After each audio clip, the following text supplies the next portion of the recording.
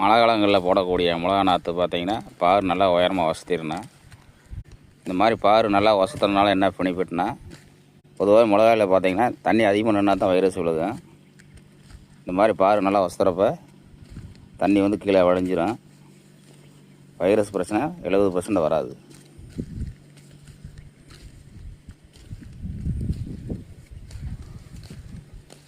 கிட்டத்தட்ட 1.5 அடிக்கு மேலே வசதிருக்கார் இவர். சொட்டு நீரில் போடக்கூடிய விவசாயிகள் இந்த மாதிரி போட்டுக்குங்க. இந்த மாதிரி சொட்டு நீர் போட்டு சொட்டு நீர் டீப்பில் 2 பக்கமும் ஓடிக்கணும்.